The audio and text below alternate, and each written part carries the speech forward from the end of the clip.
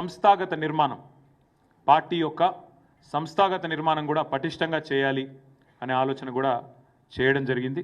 దానికి అనుగుణంగా మరి ఒక కార్యాచరణను కూడా ప్రకటించబోతా ఉన్నాం. ఏప్రిల్ 2వ వారంలో పార్టీ యొక్క ప్రతినిధుల సమావేశం, డెలిగేట్స్ మీటింగ్ ఒకటి హైదరాబాద్లో ఉంటుంది. ఎక్కడ అనేది డేటు, అదేవిధంగా ఎక్కడ అనేది మళ్ళీ ప్రకటిస్తాము. కానీ 2వ వారంలో బహుశా 9, 10 ఆ వారాల్లో, ఆ తేదీల్లో ఒక ప్రతినిధుల సమావేశం హైదరాబాద్లో ఉంటుంది. తదనంతరం మా పార్టీ 24 సంవత్సరాలు నిండి 25వ సంవత్సరంలో అడుగు పెడుతున్న శుభ సందర్భాన ఒక బహిరంగ సభ కూడా ఏప్రిల్ 27 నాడు నిర్వహించాలనుకున్నాం. అది కూడా ఎక్కడ అనేది కూడా మళ్ళీ స్థలం ఎక్కడ ఏ జిల్లాలో ఉండబోతుంది అనేది కూడా మళ్ళీ ప్రకటిస్తాం. ఒక 4-5 రోజుల తర్వాత ప్రకటిస్తాం. అదేవిధంగా 12 నెలల పాటు రజతోత్సవ సంవత్సరంలో 12 నెలలు కూడా వివిధ రకాల కార్యక్రమాలు వివిధ వర్గాలతో మమేకమయ్యే విధంగా చేయాలి అనే ప్రతిపాదన చాలామంది మిత్రులు చేశారు. కాబట్టి దాన్ని కూడా తప్పకుండా చాలా విస్తృతంగా చేపడతాం. సభ్యత్వ నమోదు కార్యక్రమం పార్టీ యొక్క గ్రామ కమిటీలు, వార్డు కమిటీలు, మండల కమిటీలు, పట్టణ కమిటీలు, జిల్లా మరియు రాష్ట్ర కమిటీ, తర్వాత అక్టోబర్ మాసానికి వచ్చేసరికి మా పార్టీ యొక్క రాష్ట్ర అధ్యక్ష పదవి ఎంపిక, ఇవన్నీ కూడా ఈ సంవత్సరమే జరగబోతా ఉన్నాయి. కాబట్టి ఒకవైపు రజతోత్సవ సంబురాలు, మరొక వైపు పార్టీ నిర్మాణం, ఇంకోవైపు ప్రజా పోరాటాల మీద మరి సమాలోచనలు, ఇవన్నీ కూడా కేసీఆర్ గారు చాలా వివరంగా చెప్పారు. దాంతోపాటు మిత్రులు కొన్ని మంచి సూచనలు కూడా వచ్చినాయి.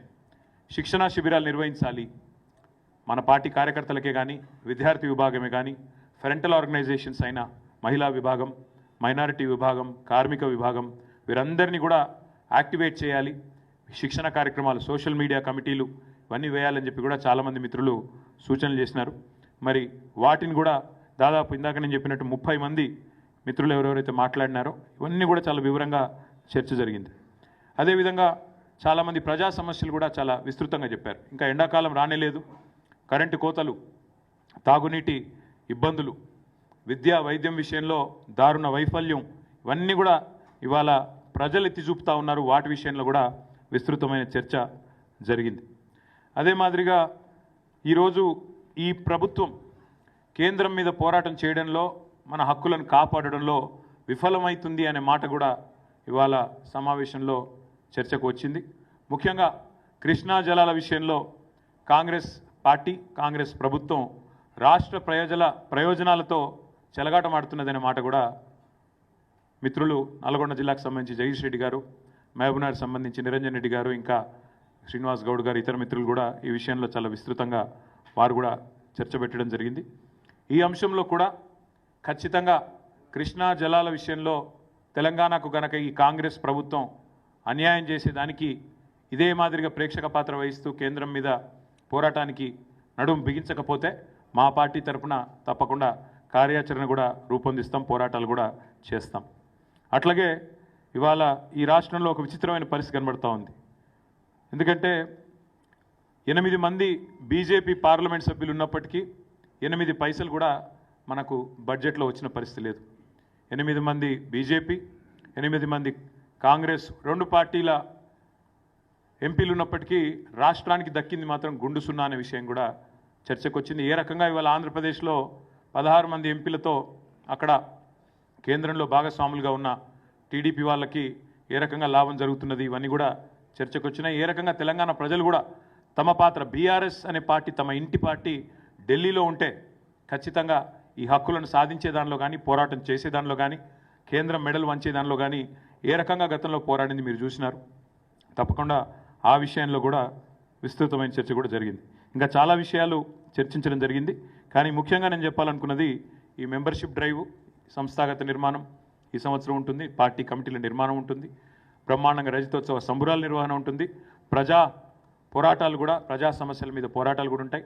మధ్యలో ఎన్నికలు వచ్చినాయి అనుకోండి, స్థానిక ఎన్నికలు, సాంస్థిక సంస్థల ఎన్నికలు వస్తే వాటిని కూడా, అందుకే this year is going to be very busy for BRS.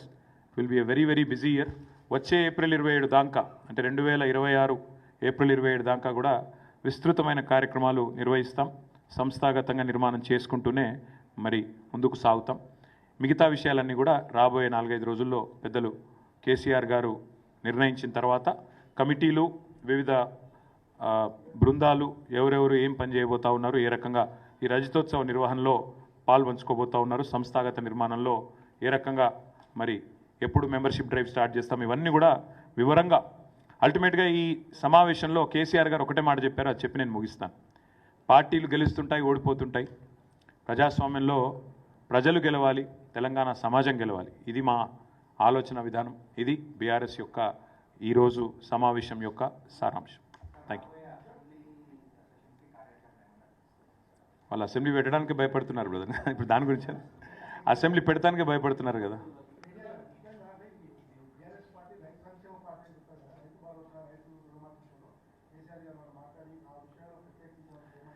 KCR గారు పార్టీ ఇప్పటిదాకా ఈ గత 14 నెలలుగా చేస్తున్న వివిధ కార్యక్రమాలు, ముఖ్యంగా నిరంజన్ రెడ్డి గారి నేతృత్వంలో మొన్న రైతు స్థితిగతుల అధ్యయనానికి ఒక కమిటీ ఏదైతే తీసుకున్నామో వారు చక్కగా పనిచేస్తున్నారు, జిల్లాల పర్యటనలు చేస్తున్నారు. ఇంకోవైపు రైతు దీక్షల పేరిట ఇప్పటికే 6 చోట్ల 6 వివిధ జిల్లాల్లో కార్యక్రమాలు పెద్ద ఎత్తున పార్టీ నిర్వహిస్తూ ఉంది.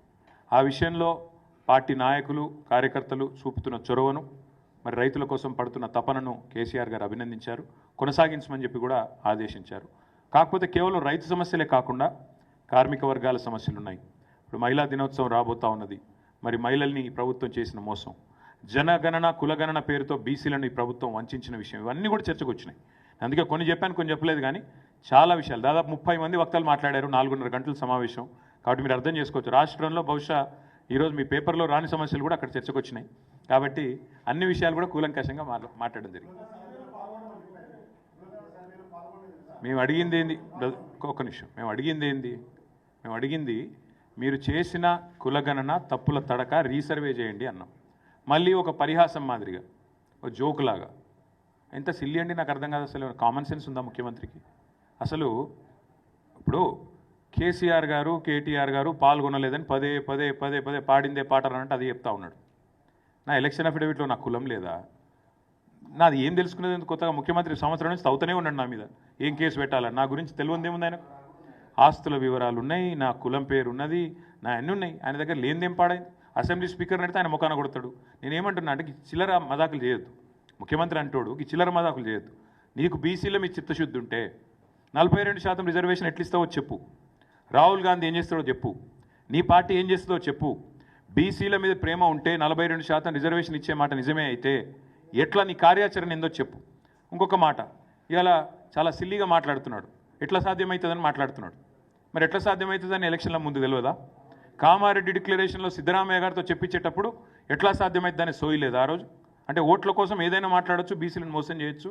ఇవాళ గద్దెనెక్కి కూర్చున్న తర్వాత మాత్రం ఎట్లా సాధ్యమవుతుంది? పార్టీ పరంగిస్తా. కాబట్టి ఇవన్నీ కూడా సమాజం మొత్తం గమనిస్తూ ఉన్నది. మేము ఒక్కరమే కాదు కదా బ్రదర్, రాష్ట్రంలో బీసీ సంఘాలు నిర్ద్వందంగా తిరస్కరించినారు ఈ జనగణన కులగణన తప్పు అని. మరి ముఖ్యమంత్రి గారి సమాధానం చెప్పమనండి. చెప్పకుండా ఈ పిచ్చి మాటలు.